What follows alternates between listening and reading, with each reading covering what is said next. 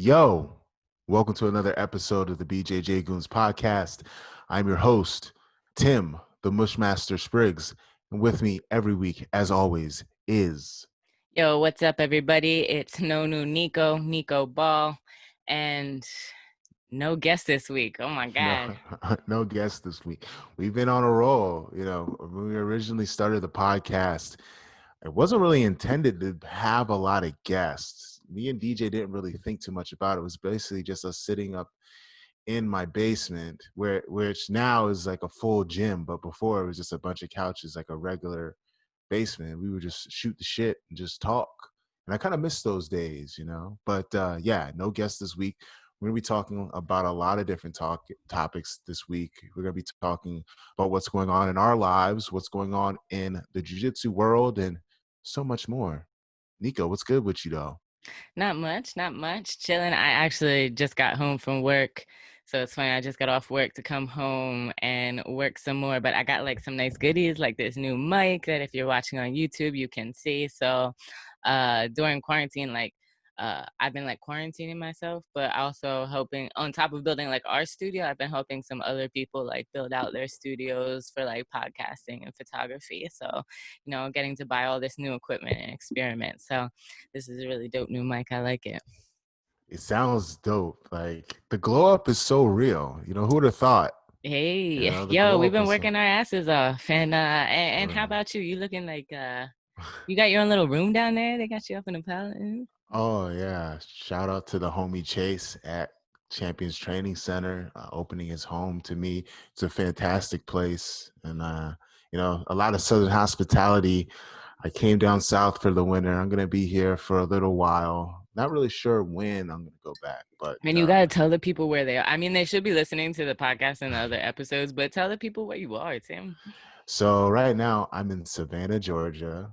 I have a seminar on November 14th. So by the time you guys hear this, the seminar will have come and gone. But I'm here for a seminar. I'm training with one of our guests, my homeboy Musin Corbray, ass kicker extraordinaire. And I came down here not only to teach, but to kind of have like a break from everything. I've been cooped up in my house for how many months would it be from March? So about 7 or 8 months. Haven't been training very much consistently at all. And it's just kind of stressful depending on where you are with this. Because in Maryland, the rules are really strict as far as where you can go, what you can do. And I What are you think they're talking going about? The rules are strict in Maryland, Tim. I'm sorry, they're I don't going have back to to interrupt. phase one. What are you? Are They're going they? back. Are they? Yes. That's the word on the street. They're Oh, going I'm back to glad. phase one. Yeah. I got a Yeah. long message from Master Lloyd the other day. He's like, "Shorty, you going to Brazil?" And then I ended up talking to Ray too, and it was a good combination of like events because Ray scared the shit out of me like about going to Brazil. I might have to cancel that trip, but Why was okay. she? How they scary about going to Brazil? Uh, Ray hit me with the I've been reading the articles about the long-term effects. And But how would you know the long term effects when it's been around for like less than a year? that was one thing that I was asking because, well, first of all, like the SARS disease, this is similar to another what is it? Virus. It's a virus. Another virus that has Oh, happened. So another I guess they might be coronavirus. basing off of that. I thought about that because they said something about seven years. So that must have been based off another study. But also, there were studies about people that have gotten it since it happened here, and then like in the months that they've been having symptoms and stuff like that. Like the foggy brain was the one that freaked me out. Anything that has to do with like respiration and like shortness of breath. I got enough problems as it is. Yeah. Down here, people wear masks. It's not too crazy. I mean, we're training and stuff, but Down in it's Savannah? yeah, we're training, but I'm not really going nowhere. We're just to the gym and back. But I'm checking some stuff out. But to be honest, like I just needed a break. Like I talked to my family because I've been holding the fort down for the family. I've been in the house making sure my grandparents are okay. Like it's kind of stressful for a guy my age at the things that you have to think about, like mortality, to that extent where you kind of feel like responsible for other people. So I just had to get out of here. Like I had to dip out of Maryland, I was kind of nervous to come down here depending on the results of the election, which we can get to later. But yeah, I drove down here. I'm training, I'm teaching. They're trying to convince me to stay. They've been, You know, it's like a recruiting trip. It's like, damn, like, I like it here. It's like 75, 80 degrees in if November. if that's the case, Tim, tell them to fly me out so I can come visit. Like sometime midweek, like because like I told you, I work on the weekends, so I wanted to come down so bad. Like first of all, just to get content for us, and then like we did the podcast with Musin, and then I was like, oh yo, he's dope. I want to just go down there and be able to talk with him and shoot shit and yeah. So now I want to go down to Georgia, but I have work here, so. Tell them to Yeah. fly me out for a week and then we'll test it. Like you can stay down there. We can go down there. I mean, next time I come down here, it's gonna probably be longer. So you're more than welcome to ride with me. I don't know when the thing is, like, I feel as though like if I come back here again, it's gonna be for way longer than just a couple weeks. But I think this is a good traincation in a way, just a mental cleanse, a change of scenery. Because I just needed to get up out of there, and I'm training a lot of striking while I'm here, learning a little bit more about MMA, so to speak. So a lot of things on the horizon, but I just needed to take a break. So that's why I'm here. That sounds dope. Yeah, I man. really, I really wish I could get out of DC. Now that I think about it, like I'm going home for Thanksgiving, probably only for like a couple of days, but it will be like the first time I've left DC since the pandemic. Has it? Yeah. Damn. Isn't it Going weird? anywhere. We're used to traveling so much and like we have anxiety about leaving. And it's different here. It's so weird here because a lot of the people that I know down here have gotten the Rona and they're like, well, they're unfazed by it. So like it's just so weird, like the difference of where you are. Just like What do with the you gun mean they're laws. unfazed by it? They got it. They had like minor symptoms and then they like kicked its ass and they're back to normal. Like it's nothing. I The mean, I mindset guess. is different here. It's just so fascinating. Go ahead, Nico. But like, didn't Musin say that he had it? Or I guess I do know a couple of people, and I have like a friend in New York, and he was at a protest, and I was like, "You're not worried?" It's like, "Nah, my whole family's had it already." And I was like, "Okay," but like most of your family is like old Dominicans. Like, what you talking about? Like, just acting like it's nothing. He's And like, "Fuck no it." It's thing, like that. Poppy. That's It's them no big deal, typical Poppy. typical Dominicans from the Bronx. They're like, yo. They don't give a fuck. The Bronx is way more dangerous than coronavirus. So Never mind. What like, am I talking about? Never mind. Never mind. More power to him. But hey, nah. And then like I see it again. I'm scared about the corona, and Muhammad Ali is posting like beautiful pictures of him with his nice Sony camera out on like the beach. And, like I'm sending him to Master Lloyd. I'm like, see, Master Lloyd. I was like, it's so hard. He's like, nah, shorty. People out here dying. People out here dying. So. hey man, it's gonna be what it's gonna be. But I had to get up out of there. But what's new with you though? So I know you're going to Thanksgiving. Or is your family freaked out about you going away? I mean, coming to Thanksgiving, or they're like, you need to be here. No, they didn't really say anything. Like, only my dad's up in Pennsylvania still. Like, my mom, like, is kind of a gypsy like me, so she's down in Florida right now. Whoa, living dangerously. Yeah, no, my mom lives in a, like an RV. Like, so she sold her house and like, so she just travels around in an RV. And like, so she was in the Carolinas when this thing first, was she in the Carolinas when this thing hit? I think she was further down south because she had to like cross states. And because she mentioned that she was worried that the state borders would like be closed down. So Hmm. because they have to like post up in campsites. So they were in the Carolinas for a while. And then, because they always avoid winter, so they rolled out and they went down to Florida. So, but Rightfully then my so. mom's also worried about the corona. She's like, I see some of them people at them campsites. They're just out and about and at the pool and just walking in the field in the trails. So she's not down with that. So that's funny. But no, I have to really decide if I'm gonna go or not because I mean it's really only in a couple of weeks away. Grand Slam. But now that I think about it, like if you like everybody like I'm paying for it. Like I'm sitting here on Instagram talking shit about all these people that are competing while I'm also paying for all the Brazilians that like from the social project that want to compete. Um, but if I go there, it's like then I gotta see them. And I was like, no, y'all just at that super spreader event. Like Man, yeah, but that's Corona for you. That's 2020, all 2020. all 2020, all 2020. So you were mentioning earlier you're building a studio. Like, Can you talk a little bit about that? I think it's at High Style, correct? Yeah, high style. So they're actually bringing in another guest. This was who somebody that we should piggyback off that and try to get them on the podcast. But I shouldn't have mentioned it now because I can't remember his name, and that's going to sound really bad for me in the future. But I'm also known for not knowing people. He's from California. He's Okay. in Philly because he's fighting Fight to Win Okay. tonight. I think there's Okay. like a Hodge in it. No. But yeah, but he's gonna come down to DC on Sunday. So like that's kind of why they want, like why they're building the studio. So we interviewed them, and I don't know if they had that idea when we did the episode with them, but they're training at a closed club and they don't want to be out and about in the world. Like they don't want people that they're training with training at other gyms, like how Maryland was like just full blown open for a while. I didn't know they were closing back down. Go figure. But so their idea is just a way to be able to continue jujitsu or do something during quarantine while they don't want to be competing or participating in any of these events, was to try to, maybe like produce some content, do their own podcast, or do like some filming in-house of like training, or bring people like they brought Andres, Andres the sniper. Andres the sniper. Brunovsky.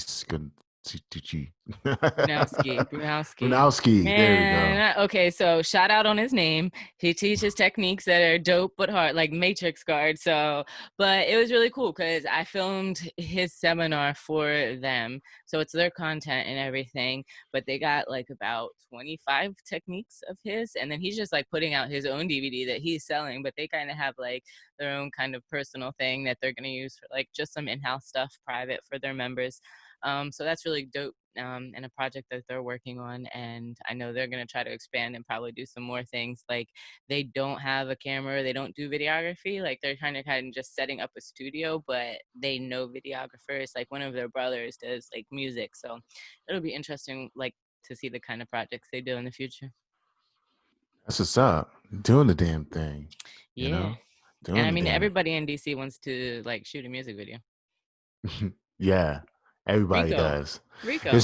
There's so many DMV rappers, Nico. And for those of you who don't know, DMV stands for DC, Maryland, Virginia.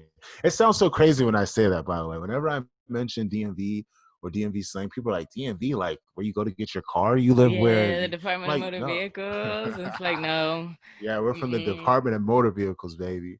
And But right now, Tim is in the dirty South. the dirty, The in the dirty. dirty Traplana. Well, not Traplana. I'm in Savannah, but you know.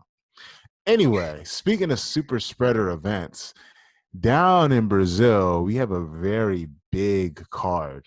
It's BJJ Stars.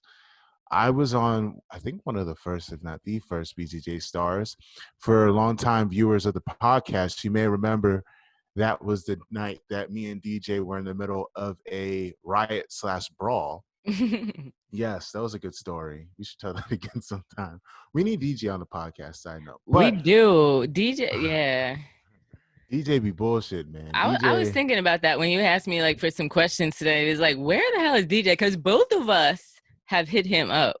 Like, and we called him on his excuses of like, oh, I don't have a mic. And I was like, we don't have mics. So we got $35 mics. I was like, you in Thailand, screw a mic. What are you doing in Thailand?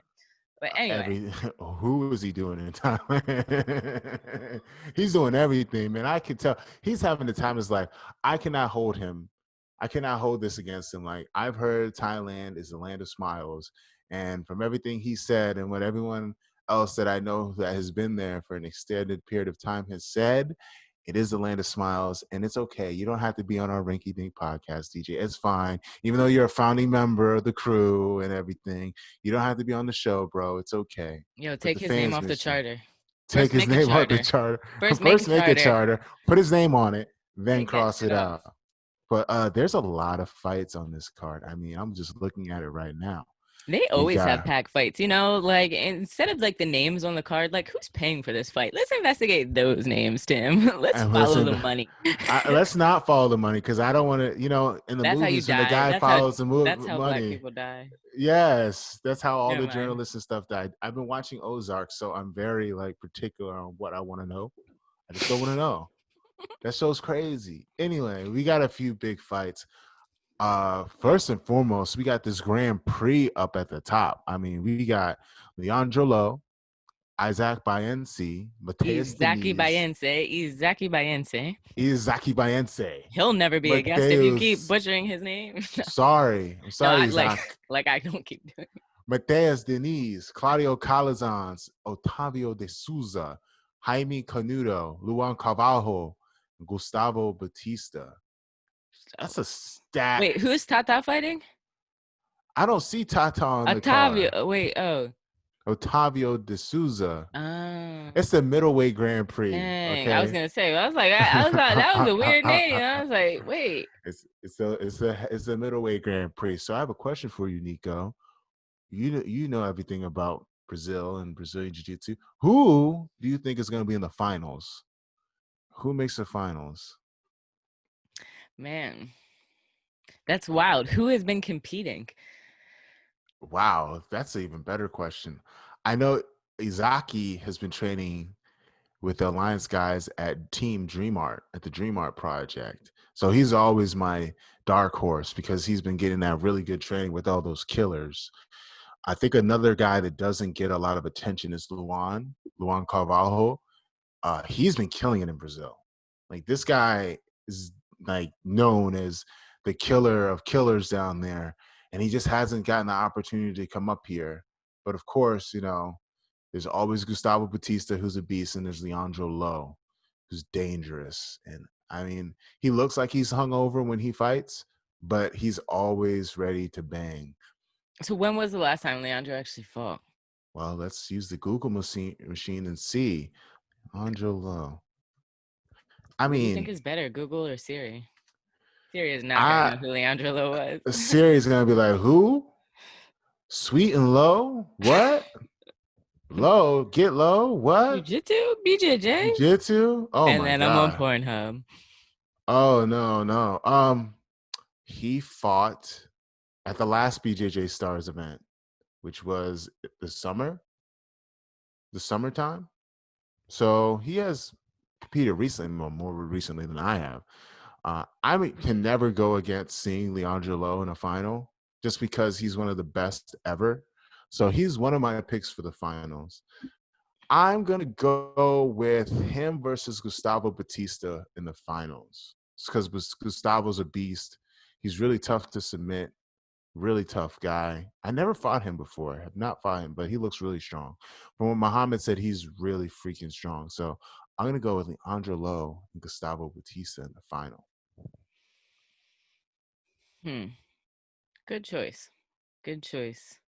I would still like to see Izaki in the final, though. He's always fun to watch. I love watching Izaki compete. He's very tough. There's no Gabriel Arges, which I'm surprised at too, because Gabriel Arges is a beast, but he's in the States, I believe, so he's not going to be able to really make it. But speaking of the States and representation, the only gringo, well, there's two, but really the only gringo that I see out here is our former guest, Devontae Bones Johnson, going against Patrick Gaudio. And that is wild. He flew all the way down to Brazil. He is down to scrap. That'll be a good fight. He You wants know when he all the went down? smoke. He went like a week ago. Okay, I was gonna say that's good. Get time to rest, acclimate. Better than the time I went to BJJ Stars. Did Did you he ever hear that? I went to BJJ Stars the night I got there, the morning of the weigh-ins. Because of the snowstorm, right? Yes, and DJ didn't tell me he was taking the early flight. He's like, Yeah, he didn't no. tell me, he didn't give me a heads up. He's just like took the flight, and I was like, DJ, do you know we're about to get snowed in? And he didn't respond. And then I find out he's there before me, and I'm like, bro, I had to go on this flight scared shitless because I don't like flying as it is. But when you tell me there's a snowstorm or like any kind of weather that's not clear and sunny skies, I'm freaking the fuck out. Like really, like freaking the fuck out. So I'm on that long ass flight, and it's this long flight. I'm sitting there in my plain clothes. I feel gross. Like how you just feel like just like gross, like your skin crawls just being on a flight for too long.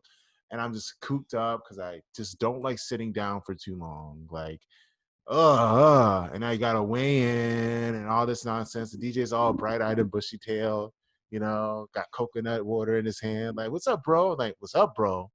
You didn't tell me that you were taking an early flight. Anyway, regardless, he's been there for a week. He's been training, and Devontae's on a roll. Patrick Audio's really tough, but I think Devontae's going to put it on. Wait, he was there for a week? A whole? Oh no, He's no, been okay. there. No, DJ got there before me. I don't Oh, think he okay. was You there switch longer back. than All me. right, you switch But back. Devontae's gonna be there. Devontae's been there. How did you miss him? All right, yeah, that's what's up. I mean, it Are you would be gonna watch classic it, DJ. or are you against these people, or are you one of these people that don't like to pay for the pay-per-views and the extras? Bro, I don't even pay for UFC, so I'm definitely not paying to watch no jiu-jitsu. I don't pay for nothing. No one's getting these ducats, okay? No one's getting these ducats. Not nobody. Nothing. No. I'm not paying. I already paid for Flow. Is BJJ Stars gonna be on Flow? We better Google No, it. because they have their own pay-per-view. Well, then I'm not paying. I already pay enough for Flow. Flow hit me up the side of the head for that much every month or every year. But I will How definitely much be watching. is Flow Grappling? Everybody complains about the price. I'm not going to tell you because you're not going to care because you have the plug and you don't have to pay for it. But for those of us that have to pay for Flow, I mean, like, I'm gonna keep it 100. Okay, like Flow is very nice, but like if all you're gonna do is just show people living in filth and call it a documentary and like give us like 5 parts of it and that's it, like, bro, y'all need to come up with more content than just people all living right, in filth. can we transition into the part of the show where we cover, well, just this thing on this outline? Do you really have people did somebody really ask you what we donated to Daisy Fresh, or you donated? Yeah, it was a legitimate question by SDSBJJ, Okay. longtime listener, great supporter, buys our merch. He asked me if I donated anything to Daisy Fresh, and my answer for you, my friend, is hell no, I didn't donate shit. I'm not donating shit to them. No, I did not donate anything. No, Nico likes causes like this. Nico loves charity. She runs a Yeah, charity. no. What did you give Daisy Fresh, I Nico? ain't gave Daisy Fresh shit. I will give a big shout out to my boy CJ Murdoch, who was listening to the Daisy Fresh episode while driving back up there to train with them again. More power to you. He's What did also he one of say? those people. It was like, thanks for the shout out. Why you got to go on my boys? I was like, cause y'all dirty. He knows they're dirty. And you're competing. He knows they're I think dirty. dirty because you're competing. But whatever. That's just everybody competing. There's hundreds of y'all, but I love CJ. He's like, I mean, yeah, just wing because you're repping FT. Like, but ew, people. That's a lot of people. Like, you traveling across country with all the corona. Like, but shout out to them though. I haven't even watched the whole show. Like, so like again, like, so like let's talk about the second question. I'm gonna read it. It says Sammy Reyes 31 asks, what do you guys do or have done when someone at your gym or someone around you is racist? And it's like I avoid them, I really haven't had to deal with too many overtly racist people in my life. I mean, I did in school. That was really rough. But in the gym, it's weird. We've never had any of those incidents in the academy just because, I mean, with our team, it's predominant. There's a lot of minorities and we can beat the shit out of people. So, you're really not going to run into too much racism if you go to a gym that's diverse, especially if the upper belts are minorities. Like at our gym, like even at Crazy 88, most of the black belts are black or like some variation of which, like mixed or what have you. So if you're gonna say some racist shit, you're gonna have a really bad time. If someone's it's gonna have a bad time. Like you're gonna get jumped. I was in Master Lloyd's house. Like, what was I doing? It was the day I had to like film for Tefan, but then I had to do it, but also teach. So I had to go teach in his basement, and then I got off of teaching, and I was talking to something. Maybe I was talking to you because we were talking about race. No, I guess not. Because I was like, you want to see something not race? Something about there's like a garage full of like black people. And then like Lenny pops his head over and he's like, what? And Lenny's like the one white dude. He gets the pass. He's like you ever see American Me? He's the one white dude in the gang that's like triple OG that they respect. No, Lenny be rolling through the studio that I'm building too. He just pop Yes, up. Lenny and Mike Easton just pop up on me they and be just like, coming through. yo, like it's good to see yo. Like Lenny is hilarious. But yeah, no, but I mean, and not everybody has the luxury of us to having like a primarily black team, but like you can just look for different gyms or different academies like wherever you are. There's probably somewhere else like you might have to drive a little bit further, but just shop around. Absolutely. You don't have to stay there. Dom Hoskins said this really nice thing. It was on Rear Naked Radio. Shout out to Jamie Kilstein and him over there. I was on this show, but he said that your instructor works for you. You don't work for your instructor. This is at the end of the day a good and a service that the instructor is providing, but you speak with your dollar. And if you find out that a racist scumbag is good at instructing, you can always just bootleg their DVD, because there's plenty of torrents and there's plenty of things you can do. I mean, I know plenty of people that, when all these racist shitbags started popping up out of the woodwork, we just bootlegged all their shit and shared it with a bunch of people. No money for you, asshole.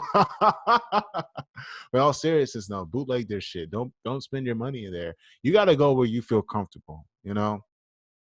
If you want to be a world-class jiu-jitsu fighter, there's plenty of non-racist schools. If you want to just learn some jiu-jitsu and learn from a reputable coach, you don't have to train there. So that's what I would suggest. But yeah, it's really unfortunate if you have to deal with a whole bunch of racism. Yo, did you realize that Chappelle Show is on Netflix? Oh yeah. Yeah, so I was Oh yeah. watching that, like the one, and somebody sent me the episode, the one about reparations. So maybe collectively, what we should all do, every goon podcast listener, every Monday, let's just pick one day, the day that the podcast drops. We're all gonna go out and we're all gonna bootleg some racist BJJ's person's shit. Just systematically, every Monday, we're just gonna start bootlegging, and that's just gonna be like our form of reparation, Chappelle style. We just gotta get a Discord or like a Signal group chat, and we just post the shit in there, just like the racist jiu-jitsu people plug, like, hey, you're really good jiu-jitsu, but you're a racist piece of shit. I will say this happened during the break though, like when I was trapped in the basement. I found out, or I saw some guy that is a member of this team and owns an academy, and he said some really racist shit in my eyes. Just very racist, subtle racist bullshit. Basically said like black people stop complaining, or like I'm so happy of what the white man created in this country, on some bullshit like that, right? And he's been a Really? member of the team. Yes, Where'd I you had to see it? block him. Yes, I'll tell you who he is after the show. I'm not even gonna give this guy the time of day. I'm not even gonna put his name out there. But yeah, he owns a school. He's affiliated with the squad, and he just said some racist bullshit.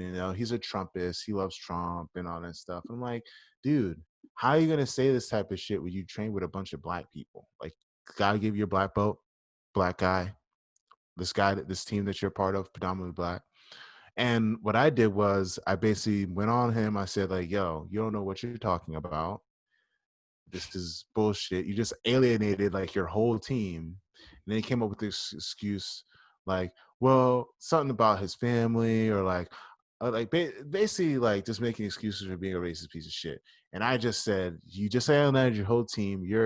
I didn't say he was a dickhead, but in like a very educated kind of wordy way, I said he was a dumb asshole, and I just blocked him. So that's what you could also do too. If you really like your training environment and there's like one or two bad apples at your gym that are Trumpists or like racists, just block them. Just block them out of your life, Yeah. even if they're their own team. Or if you want to be sly about it, you just don't tell them that just chill like normal and just beat the dog shit out of them on the mat. That too, that always works. I mean, Needs yeah, to be you can block cathartic. them, you can unfollow people, you can mute them, like curate people.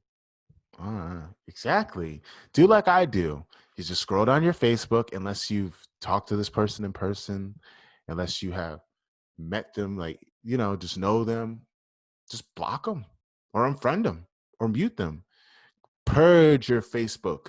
But what's weird is like Facebook, when I think they notice when you're starting to delete people, is like they just start putting up people that you have like, I had no idea who you were, or like it's just, or fake people. Your There's a lot of suggested fakes. friends.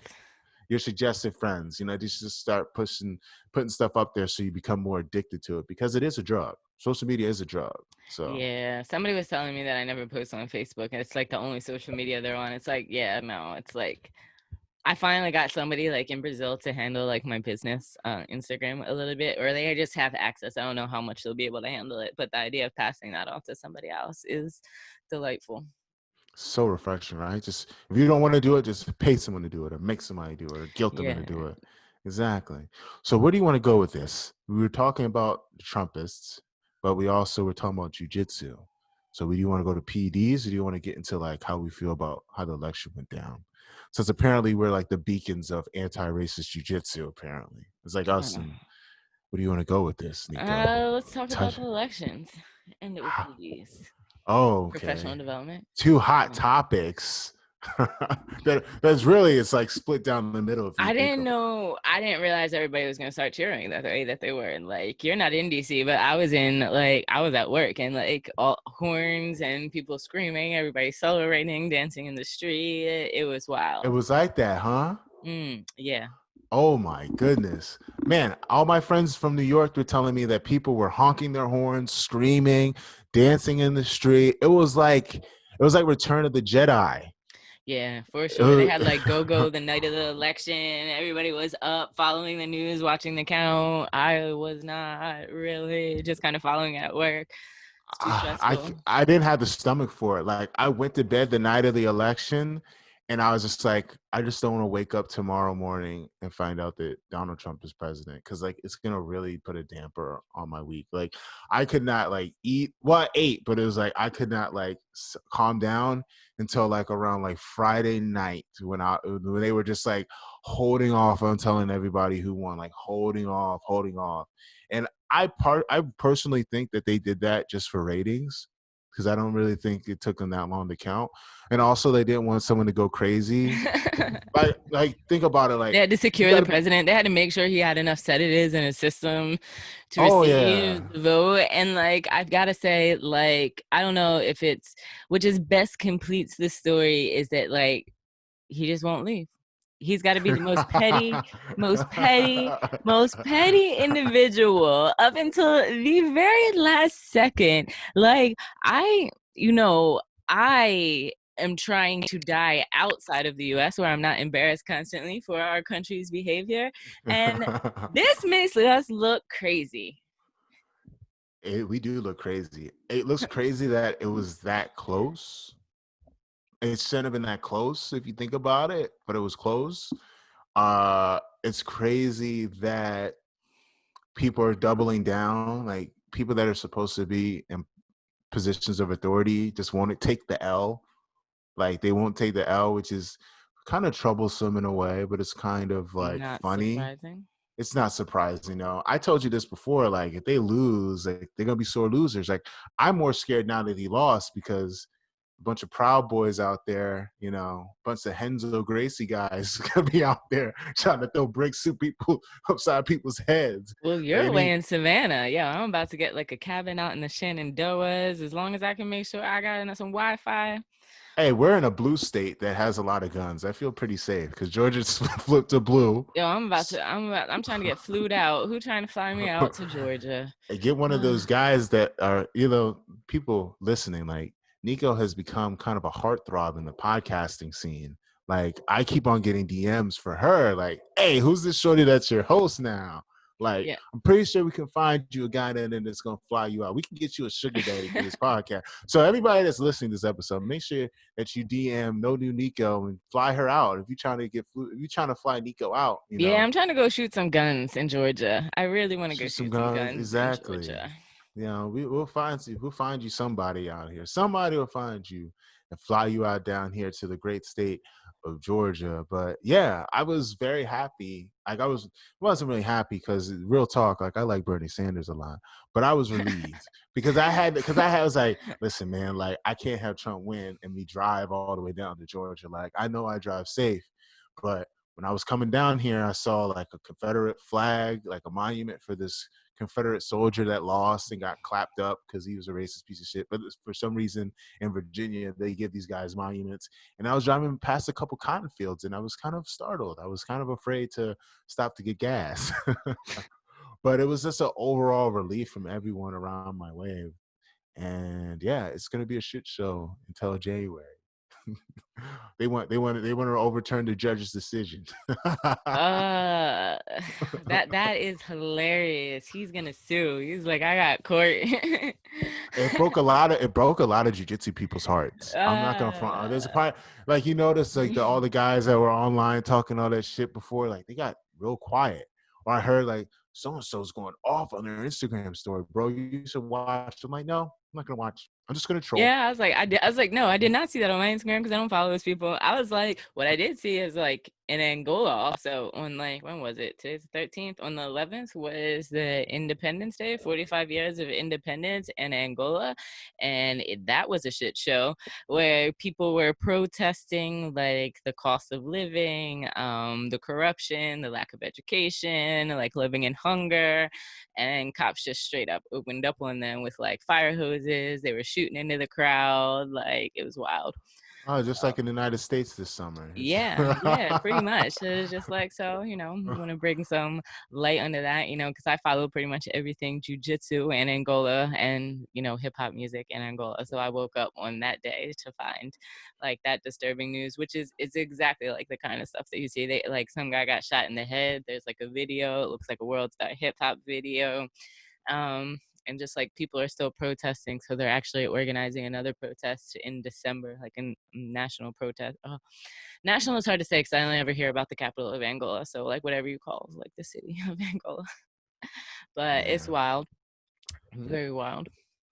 we gotta brave the Rona to go over to Angola and teach some jujitsu and get some content. Yeah, that's what I'm saying. It's like I'm deeply invested. Like that's exactly where I plan on retiring. We need to get that shit together. It's like, but you think of like 45 years of independence. That's wild. These are like little babies. Wild.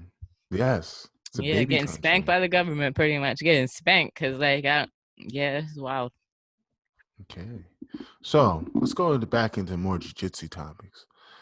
So our teammate Muhammad Ali admitted to using PEDs. He said that it didn't really help. He felt like he felt better without them, apparently.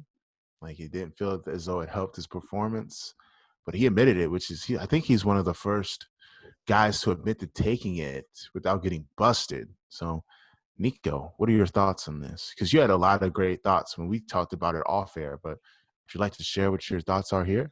I mean, I think it was interesting. What it is, as we revealed this paid content off of Flow Grappling, for all of you that are complaining about the expensive prices.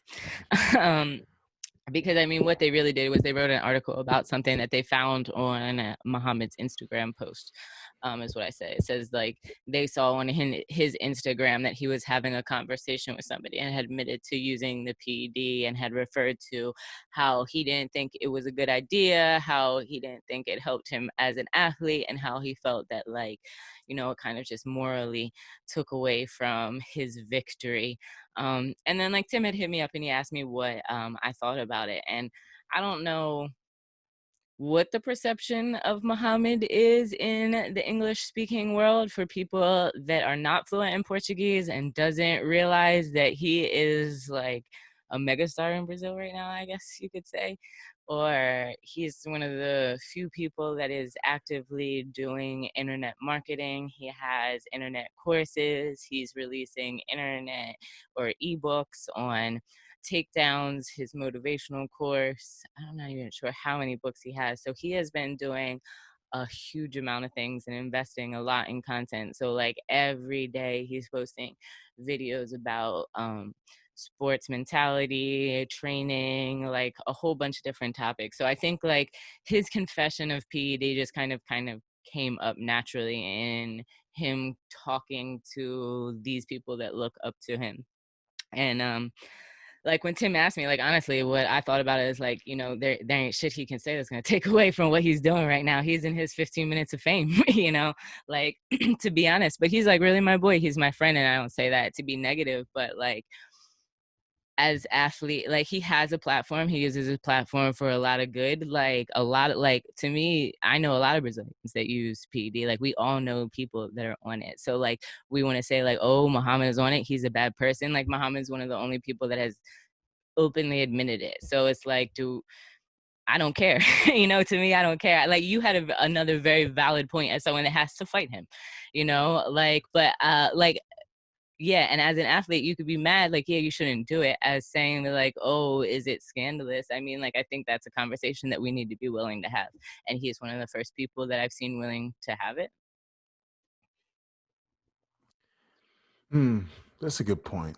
I think that it's a little different for him putting it out there, and it doesn't. I don't want this to come off as sour grapes, but I feel as though if an American, like such as myself, or like a Jamil, had come out and said that he used performance enhancing drugs, I think it would be different. Even though we're on the same team, I think that culturally it's different in Brazil, and then but in America, he's still getting a pass. But I don't think like if I were to get busted or Jamil got busted, that it would be very fair. So that's the one thing that bothers me about the whole thing. I think what Muhammad did was very brave, and he showed contrition. He admitted that he kind of felt as though might have been tainted it a little bit, but at the same time, it's kind of like you say this now. You know what I mean? He's saying this now, but it's like at the time, he's probably just as happy. You know what I mean? There's no real. I think he did it at the right time because there's no real punishment. You know what I mean, Nico? And if in anything, it kind of ends up working out in his favor by even admitting it, because now it's just going to increase his voice. It's going to increase the fans that he has for even admitting it. But it kind of sucks for me as an athlete, and I kind of like am. I'm not gonna say disappointed because it is what it is. Like I did the sport knowing that chances are 98% of the people that I'm gonna compete against take performance enhancing drugs, whether it's EPO, anabolic steroids, any of that shit. But at the same time, it's like, man, that's really fucked up. It's not really fair.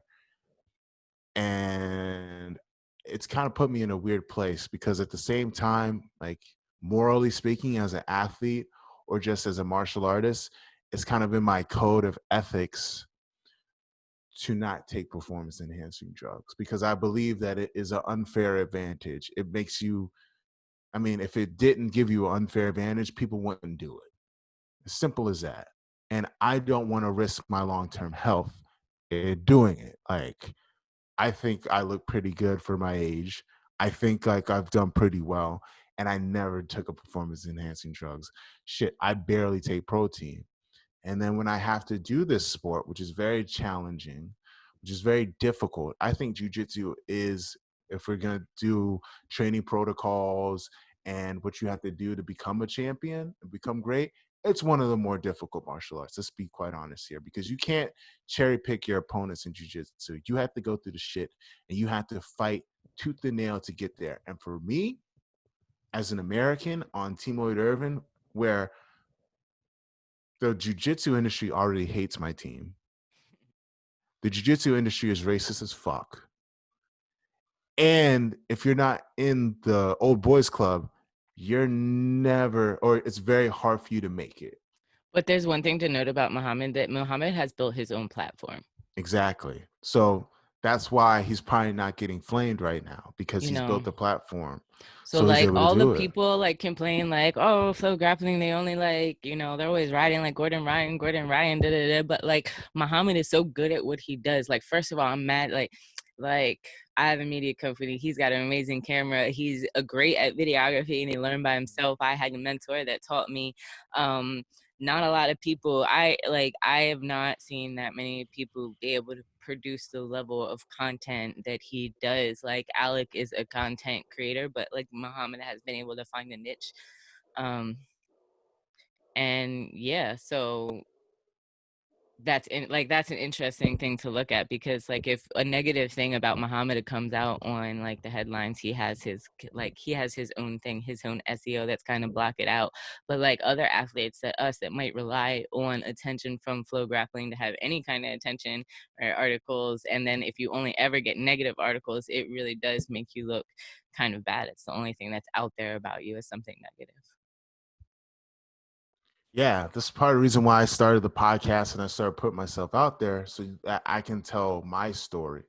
But in the same token, like I get it, but it's like it's kind of bothersome in a way. But I'm happy that he was able to put himself out there. But it sucks, man. Like I'm gonna be honest, like the whole PD thing is really whack to me. Like I just think it's really fucking lame. And I know people are going to say, well, it's not in the rules. But I mean, just for me personally, I want to be able to have kids later on down the road. Like, it fucks with your body. If you're going to OD on them, like, I don't know. You can tell me, but my interpretation is, I mean, in the United States, there are people that do roids in high school. But I mean, I'm pretty sure in Brazil, they start real young and they continue on, correct? I don't know how young they start, but it just seems like a common thing in the culture, and It's a especially in the cultural sports thing. culture. It's a cultural thing, but it just pisses me off. And it's part of another reason why, and I talked about it before the show, like I kind of just don't like jujitsu anymore. Or let me rephrase that. I For am good. marketing purposes, please do a lot better. Do a lot better. Okay. We're in here So for the long run, people. We're in here for I'm the in long run. You I'm in here for the long run. Don't get me started. I'm not No, gonna you already quit. talking about. I'm already thinking like he about to quit this and move down to do MMA I will in never quit Georgia. this podcast. I'm never going to quit BJJ Goons. We will get canceled before we quit BJJ Goons. But Like Tim, that's we're a not that's putting a MMA at the end either. No, no, no. WWE. Uh, yeah. It's part of the reason why I've fallen out of love with jujitsu. I just think that for me personally, I don't like how I can work so hard. Like I've worked so hard and I never cut corners. I never cheated. And like to find out that people are doing steroids and then people just brush it over. Like when Kynan got busted, right? That shit was like, oh, he got busted. Well, who cares? It was like, who cares? Like, what the fuck do you mean, who cares? Do you understand how hard it is to compete at a world class level at a sport that doesn't pay well? I'm going to get to that. It doesn't pay well. It all comes That back to the money. it all comes back to money. But even that, it's like, even if you do win, you're not really getting any kind of recognition. And like, it's like, what? Like, you guys are going to cheat in a jiu-jitsu match? That's whack as fuck. Like, you're going to take all these steroids and fuck yourself up for because you don't want to fight fair. And then all these teams, they team up together, and like all these guys, they all join the same team so they don't have to fight each other. I think that shit is whack. And another thing, we talk about it a lot because it's a problem, because for some reason when we're all locked inside our houses, people have all the free time in the world to be on social media. So what do they do with this free time? They just say the most racist, vile shit and make it uncomfortable for people to train. All right, I'm gonna be real with you. Jiu-jitsu is racist as shit. Okay.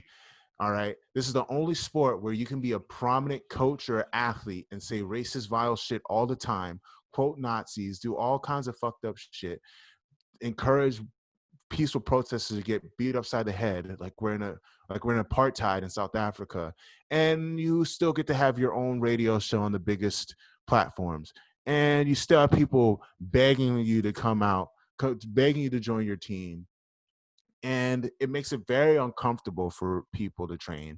I mean, there's a whole bunch of creepers in the sport. I mean, it's natural in martial arts because there's kind of like this, student teacher dynamic. But I don't know. From all the women that I talk to, the sport's pretty sexist and it is not very welcoming to women in a lot of aspects.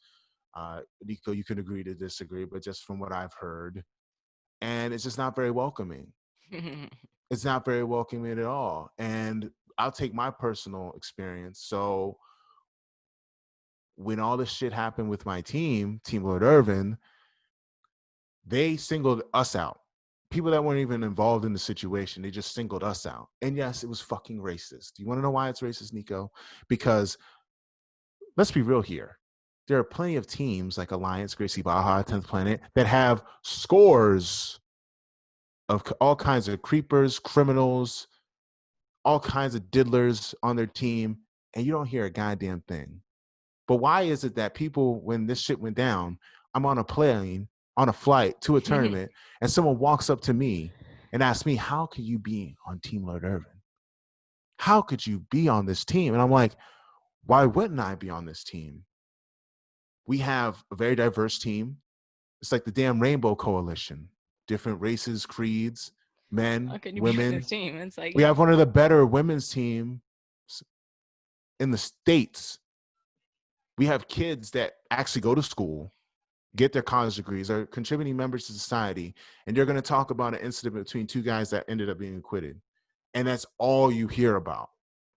You know what I'm saying? Like, you're going to single me out, all these people. But you know what I did? I still competed. I still trained really fucking hard. But you know what else happens? You can do everything right. And if you're not Brazilian or one of these white boys that they like, you're not going to get any of the judges' decisions. You're not going to get any of the calls. You're going to get basically blackballed. And that's what happened. So that's it. It burned me up. And then being on lockdown, I'm like, oh, I get it. So we're just going to keep on doing the same thing over and over again, just doing the same tournaments forever and ever, and then just have the same trolls just talk shit all the time. And quite frankly, I've been doing this since I was 16, and I want a challenge. Like, I want a real challenge, because I realize at some point, how many times am I going to go and do ADCC and compete against guys that are on steroids? You know what I'm saying? And like, for what? So I'm then gonna what to you win. would be a real challenge? I think a real fight would be a challenge, like an actual mixed martial arts fight. And I actually enjoy striking. I started doing it during the pandemic because we were training in Master Lloyd's garage. And then I was like, well, I kind of just don't feel comfortable. I still have to take care of these old people that I live with. So I'm just going to do Muay Thai and wear my mask. And then over that time, I was like, I really like this shit. And I kind of have a knack for it. Let me take it more serious. So I think that would be the next challenge for me as an athlete. But I want to be more of a coach, because I figure, I mean, people have been asking me, Tim, when are you going to start coaching? Like, when are you going to open your own academy, or when do you have your own affiliation? So then it got me wanting to be more of a coach and like invest in becoming a online coach, maybe even having my own brick and mortar school, and having an affiliation someday, or having people under me, and going into the next phase of my career. Because I feel as though if you want to be a great martial artist, you don't only have to be able to do it, but you have to be able to teach it and make people better than you. So it's kind of how I kind of fell out of love with the game. I know I'm going to get off my soapbox now, because I ran a little bit long, but I mean, but yeah, like you went there's a into lot of, like falling out of love, but it was more like falling out of love of competition, or I it mean, seemed like, because you can't say you fell out of love with something and then you think about maybe starting a school, like, because like that kind of or teaching investment, it. it's like you just I like, want to teach, get yeah. this paper, but it's not the same as when I was younger, when I thought it was the be all to end all. Because now, being away from it and sitting down and being forced to look at the big picture, I'm like, I've done a lot for some. And then I found out my boy did steroids. I'm like, damn, really, him too? I was like, damn, Tim, like, you did a lot of good stuff. Like, how long are you gonna keep doing it? Like, because it's kind of like fighting an uphill battle, bro, to be But I real think like with you. Muhammad, just like you, he's kind of at that point where it's like black belt, you've done a lot. Like Muhammad has his thing where he's like, okay, I won worlds. And then like what after that? You have your thing where it's like I train and then the level of attention or but I think everybody gets to a point, especially black belts, where it's like, what are you gonna do? Like I think I've seen that in a lot of like my friends and you know, do you want to open a school? Do you have any money? Like, are you gonna stop? Are you gonna go do like the Ray thing? So like, and then like me as someone that's just a blue belt, like I find it very interesting, like, cause I need to know what I'm gonna do when I get to that point, cause it's like, okay,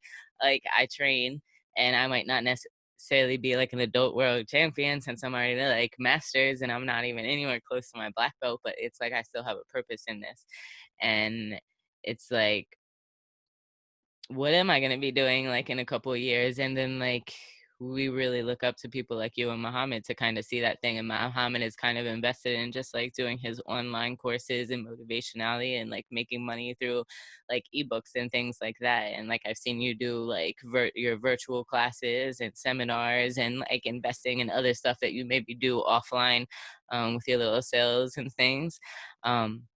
You know, Master Lloyd's always doing like marketing, like other teammates that do coffee. So like, but some of our teammates, like they're professional poker players. It's like interesting.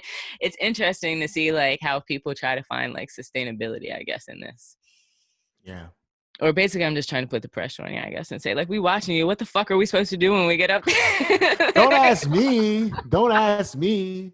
I can only show. Listen, I can only show you guys so much. You know. Just I mean, but I think like, I mean, you might not feel it. I think you have done a lot, and like a lot of people do look to you and see it. Like even like Alec, like he's produced like a ton of content, and like I like to speak honestly was that I really put onto it before like you put me onto him to have him as a guest, but like no. But when I like look at what he's done, it's like an amazing amount of stuff, and like you know, a very dope person. And you know, so I think a lot of people, it's hard for them to realize that they do a lot, and other people do look at them. You know, even my friend Gannon, who is actually moving out to California to train with Keenan because he won some kind of like contest. you He want a golden ticket. yeah, he got that golden ticket. He's moving in the fighter house. He needed it because he's never been on a competition team. He's never had that guidance, you know. So he needed to be in a place where he could just work his little Anubis guard. But he teaches class down in Fredericksburg, Virginia. You know where that is? Yeah, I know. It's deep. Yeah, in the middle of nowhere. But he says his students were asking about your train wreck. I'm gonna make it. Trust me. We have a new studio. When I get back, we're gonna do a lot of filming. I'm gonna have to quarantine for like 10 days, but we're gonna do it. Mm-hmm. We're gonna do the damn thing. Have it our way. So I have one last question. I know we're running long, but I wasn't expecting us to take this long. But the one question we get a lot is, what advice would you give yourself when you first started?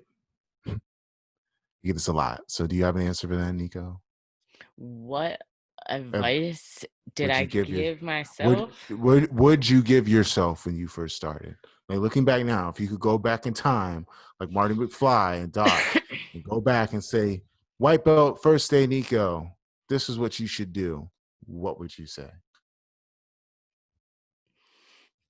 I would have said, and the same thing that everybody else told me to do. Like, stop trying to do MMA when you train with Tear Today. Because then I'd probably be like a brown belt by now. The advice I would give my go ahead. I'm sorry. I was gonna say, I was just like because I was kind of just all over the place, so I didn't know what I wanted to do, and I spent 3 years that I lived in Brazil, kind of like doing Brazilian jiu-jitsu and doing MMA, and then came back to the USA and kind of dedicated everything to jiu-jitsu. So it's like I could have just kind of, instead of just like trying to focus on something, just been good at jiu-jitsu. I would probably tell myself, like, be a fireman on the side or some shit. Be a fireman or some shit. Keep a real job. I mean, it's kind of hard. Like, I say all these things, and I think the people I've met, the experiences I had, if I had done anything different, it might have not been as fulfilling, But at the same time, I think that, I started in high school. It's such an impressionable age. The more I think about it, it's like you start at 16 years old and like you're in the shit. Like I was in the cut since 16, going hard. But I would say keep a regular job on the side or keep your options open. Don't pigeon yourself in just doing one thing because you have different gifts. And, that should be a lesson for everyone watching now. You guys have different gifts. Not everyone's going to be a black belt world champion.